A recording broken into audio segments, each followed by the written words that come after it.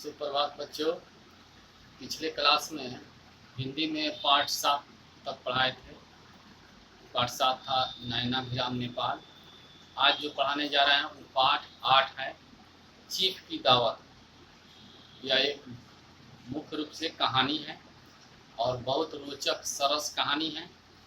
और इसके कहानीकार हैं भीष्म साहनी, जिनका जन्म 8 अगस्त 1915 को रावलपिंडी में हुआ था, जो कि रावलपिंडी अब पाकिस्तान का हिस्सा बन चुका है।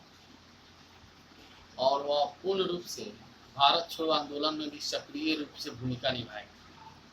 बीच में वह रूस भी गए, वहाँ से साहित्य के क्षेत्र में इनकी रुचि बढ़ी और बहुत सारी रचनाएं भी इनकी हैं।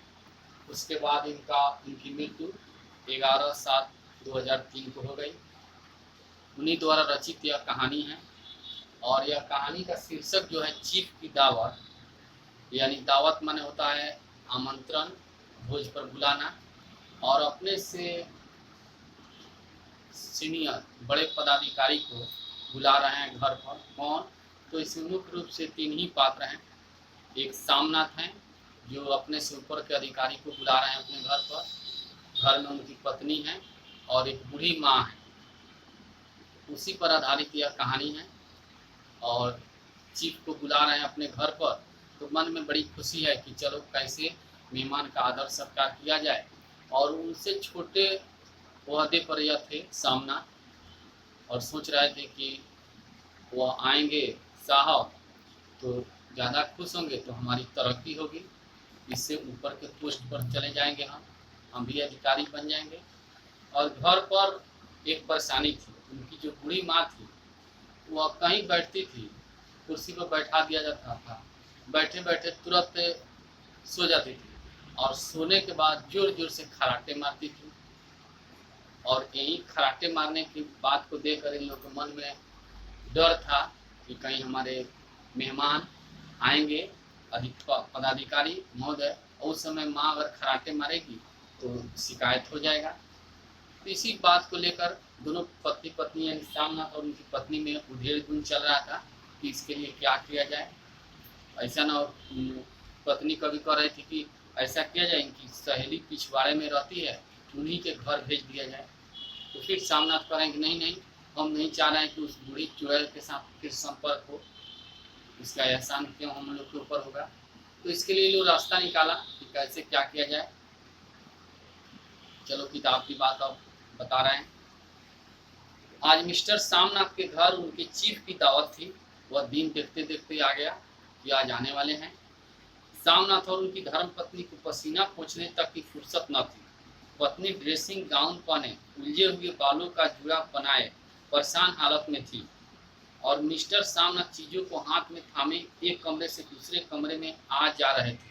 यानी जिस कमरे में चीफ को बैठाना था साहब को, उस घर की साफ सफाई में लगे हुए थे लोग कि सांस लेने की फुर्सत नहीं थी दोनों आदमी को। जो भी फालतू का सामान है वह अलग रख दिया जाए कि कोई भी मेहमान आते हैं तो घर साफ सुथरा देखकर खुश होते हैं। आखिर 5 बजते बजते तैयारियां मुकम्मल होने लगी, यानी 5 बजते बजते पूरी तरह से तैयारियां हो गई। कुर्सियां, मेज, नैपकिन, फूलदान सब बरामदे में पहुंच गए। घर का फालतू सामान अलमारियों के पीछे और पलंगों के नीचे छिपाया जाने लगा। तभी सामनाथ के सामने सहसा एक अड़चन खड़ी हो गई। माँ का क्या होगा?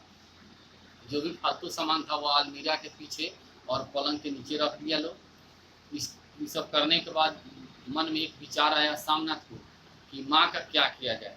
वहीं जो बात पहले हमने बताया था कि वहीं खराटे लेने की बात है, जो कि अपने बस की चीज़ नहीं होती है। जिसको भी वह है, सो जाने के बाद पता नहीं चलता है कि क्या हो रहा है, तो अपने बस की बात नहीं होती है वह। श्रीमती जी काम करते करते ठहर गई और सोच कर बोली, इन्हें पिछवाड़े इनकी सहेली के घर भेज दो, रात भर बेशक वहीं रहे, कल आ जाएं। और उनकी पत्नी का यही सुझाव था कि पिछवाड़े के रास्ते से इनको इनकी सहेली सखी के घर भेज दिया जाए और फिर कल होकर चली जाएंगी, जब मेहमान लोग आकर चले जाएंगे तो। सामनाथ सिर हिलाकर बोले, नहीं, मैं नहीं चाहता कि उस बुढ़िया का आना जाना यहाँ फिर से शुरू हो। और वह पड़ोसी जो उनकी माँ की सहेली थी या सोच रहे थे सामनाथ की नहीं, ऐसा ना हो कि आने फिर उसके घर से आना जाना शुरू हो। माँ से कहो कि जल्दी से खाना खाकर शाम को ही अपनी कोठरी में चली जाए। यानी सोच कह रहे थे, अपनी पत्नी से बोले कि जिस दिन वो लोग आएंगे उस दिन वह पहले ही खाना खाकर अपनी कोठरी में चले जाएं कि कोई परेशानी नहीं होगी। यह सुझाव दोनों को ठीक लगा। सहसा श्रीमती जी बोल उठी, जो माँ सो गई और नींद में खराटेने लगी तो फिर बात हो रही है कि अगर फिर पहले ही भेज दिया जाए इनके कमरे में और माँ वहाँ सो गई और फिर खराटे लेने लगेंगी तो क्या होगा, क्योंकि उसकी आवाज़ जोर जोर से होती है और रात में ऐसे भी बहुत शांत हो जाता है माहौल, थोड़ी थोड़ी आवाज़ बहुत ज़्यादा सुनाई पड़ती है। जैसे कि दिन में घड़ी की टिक टिक की आवाज़ नहीं सुनाई पड़ती है और वहीं रात में सेकंड की सुइयाँ चलती है तो टिक टिक की आवाज़ आती है। तो माँ को कह देंगे कि अंदर से दरवाज़ा बंद कर ले, सोए नहीं बैठे रहें और क्या। तो सामनाथ कह रहे हैं कि कह देंगे कि चलो घर में ही जाकर दरवाज़ा बंद कर लेना और कुर्सी पर बैठे रहना, सोना मत, सोएंगी तभी वो आवाज़ निकलेगी खराटे की। थोड़ी ही देर की तो बात है। सब कुछ निश्चित करने के बाद सामनाथ अपनी माँ के पास पहुँचे। उन्होंने माँ से कहा, माँ आज तुम खाना जल्दी खा लेना, मेहमान लोग 7:30 बजे आ जाएंगे। माँ ने धीरे से मुंह से दुपट्टा हटाया और बेटे को देखते हुए कहा, आज मुझे खाना नहीं खाना है। जब जाकर बोले कि माँ तुम पहले ही आज खाना खा लो और अपने कमरे में चले जाओ, तो माँ धीरे से बोल रही है कि आज मुझे खाना नहीं खाना है। बेटा तुम तो जानते हो कि जिस दिन मांस मछली बनती है उस दिन मैं कुछ नहीं खाती। यानी माँ शाकाहारी थी। जिस दिन घर में मांस मछली बनता था, सामिस भोजन, उस दिन कुछ नहीं खाती थी क्योंकि निरामिष पसंद करती थी, शाकाहारी थी। जैसे भी हो अपने काम से जल्दी निपट लेना।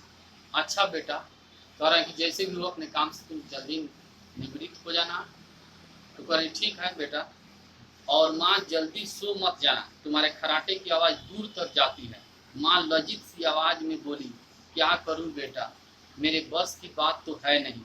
जब से बीमारी से उठी हूँ नाक से सांस नहीं ले सकती। तो अपनी मजबूरी बता रही है, अपनी व्यवस्था बता रही है वो बूढ़ी माँ। जब से बीमारी से उठी हूँ सांस लेने में तकलीफ होती है और अपने बस की भी बात नहीं है खराटे लेना। मिस्टर सामनाथ माँ को लेकर अभी भी परेशान थे। एक कुर्सी को उठाकर बरामदे में कोठरी के बाहर रखते हुए बोले, आओ माँ, इस पर जरा बैठो। तो माँ माला संभालती पल्ला ठीक करती उठी और धीरे से कुर्सी पर बैठ गई। यूं नहीं माँ, टांगे ऊपर चढ़ाकर नहीं बैठते, यह चरपाई नहीं है। और बहुत लोगों की आदत होती है कि कुर्सी पर दोनों पैर ऊपर करके बैठे, जबकि वह कहीं से तर्क संगत नहीं है, उचित नहीं है, एक भी उचित नहीं है। और दूसरी बात, अपने से श्रेष्ठ आदमी के पास अगर आमने सामने बैठना है, कुर्सी पर बैठना है, चाहे बेंच पर ही बैठना है, चाहे स्टूल पर ही बैठना है, तो पैर पर पैर चढ़ाकर नहीं बैठना चाहिए। यह भी अमर्यादित होता है, यह मर्यादा के खिलाफ होता है, इसलिए इस सब पर ध्यान देना चाहिए। और कतई कुर्सी पर पैर दोनों रख कर नहीं बैठना चाहिए। बहुत लोग हैं कि बैठते हैं, खास करके सरकारी स्कूल के शिक्षक लोग भी बैठते हैं, शिक्षक शिक्षिका, जहाँ की उस सब का ख्याल लोग नहीं रखना चाहिए। तो वही कह रहे हैं सामना कि यह चरपाई नहीं ना है कि आप दोनों पैर ऊपर करके बैठ गई। वह सभ्यता और संस्कृति का पाठ पढ़ा रहे हैं अपनी बूढ़ी माँ को। माँ ने टांगे नीचे कर ली और हाँ, खुदा के वास्ते नंगे पाँव नहीं घूमना, नहीं वह खड़ाऊँ पहनकर सामने आना। किसी दिन तुम्हारी खड़ाऊँ उठाकर मैं बाहर फेंक दूंगा। और ये भी हिदायत दे रहे हैं कि नंगे पाँव भी बाहर नहीं निकलना है। और जो खड़ाऊँ है, हो सकता है कि कहीं पुराना हो, खराब हो देखने में, तो वही पहन के बाहर मत आना। घुसा रहे हैं कि किसी न किसी दिन तुम्हारा वह खड़ाऊँ बाहर फेंक देंगे। हालांकि इनका भी उस तरह से बर्ताव व्यवहार माँ के साथ करना कतई उचित नहीं था। माँ चुप रही। कपड़े कौन से पहनूंगी माँ, कपड़े कौन से पहनोगी माँ, प्रश्न कर रहे हैं सामना कि कौन से हम कपड़े पहनेंगे। जो है वही पहनूंगी बेटा। ऐसे भी औरत जाति की मजबूरी है, विवशता है, लाचारी है, छोटी है, अविवाहित है, तो माता पिता का अधीन रहना है। शादीशुदा हो गई तो अपने हस्बैंड के अधीन रहना है, और बुढ़ापा आएगा तो बेटा के अधीन हो जाना है। तो पूछ रही कौन सा कपड़ा पहनूंगी बेटा। माँ को सिर से पांव तक देखते हुए बोला, तुम सफेद कमीज और सफेद सलवार पहन लो माँ, यानी सफेद रंग का समीज और का सलवार पहन लो, पहन कर आओ तो जरा देखूं। यहाँ तक भी करें पहन के आओ तो हम देखें कैसा लग रहा है। माँ सफेद सलवार कमीज पहनकर बाहर निकली। छोटा सा कद, सूखा हुआ शरीर, धुंधली आंखें, सिर के आधे झड़े हुए बाल जो पल्ले की ओट में छिपे हुए थे। चलो ठीक है, कोई चूड़िया हो तो अभी पहन लो, कोई हर्ज नहीं। करें ठीक है, अब कोई चूड़ी वगैरह हो तो पहन लो, कोई बात नहीं है। चूड़िया कहाँ से लाऊं बेटा।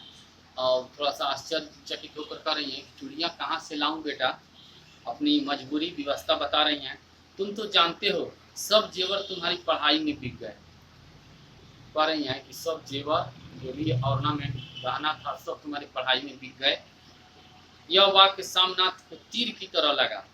कहा जाता है कि सच बात कड़वा होता है, लोग को लगता है, तो वहीं जब सही बात करें कि तुम्हारी पढ़ाई में सब जेवर बिक गए तो इनकी बात कड़वा लगी। तुनक कर बोले, यह कौन सा राग छेड़ दिया माँ, सीधा कह दो कि नहीं है जेवर, बस कि सीधा कह दो कि जेवर नहीं है। 5:30 बज चुके थे। अभी मिस्टर सामनाथ को खुद भी तैयार होना था। अब सब काम धंधा करते करते अभी खुद तैयार नहीं हुए थे, इनको भी तैयार होना था। वे एक बार फिर माँ को हिदायत देने आ गए, फिर एक बार माँ को चेतावनी देने आ गए, निर्देश देने कैसे रहना है, क्या करना है। माँ रोज की तरह गुमसुम मत बैठी रहना। अब हर बात पर वह टीका टिप्पणी कर रहे हैं, कह रहे हैं कि अब तुम गुमसुम मत बैठना। अगर साहब अचानक इधर आ निकले तो कोई बात पूछे तो ठीक से जवाब देना, यानी अचानक आपके पास अगर आ गए साहब तो जो बात पूछेंगे उसका सही जवाब देना। मैं पढ़ी लिखी तो नहीं हूँ, मैं क्या बात करूँगी, तुम ही कह देना कि माँ अनपढ़ है, कुछ जानती समझती नहीं है। अपनी लाचारी व्यवस्था बता रही है कि कह देना तुम ही कि माँ पढ़ी लिखी नहीं है, जो भी पूछेंगे उसका जवाब तुम ही दे देना। हालांकि इनका भी कहना एक तरह से सही ही था।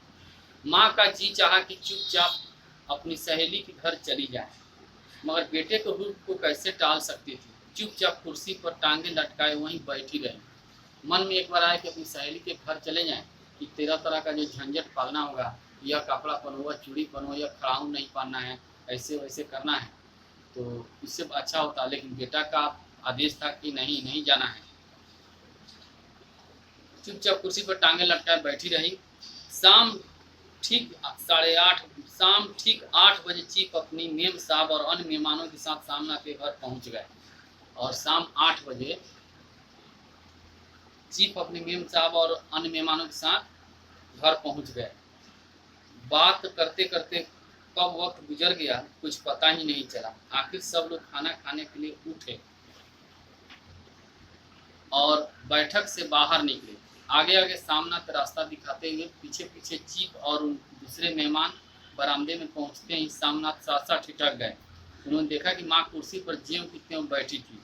सिर दाएं से बाएं और बाएं से दाएं झूल रहा था और लगातार खराटे की आवाज़ आ रही थी।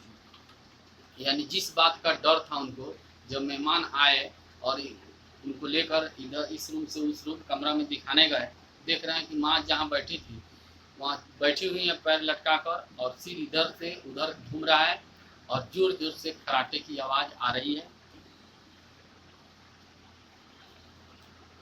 सामनाथ गुस्से से लाल पीले हो गए। जी चाहा कि माँ को हिलाकर उठा दे, मगर ऐसा करना संभव न था क्योंकि चीफ और बाकी मेहमान पास ही खड़े थे। यह देखकर वह तो तिल मिला गए।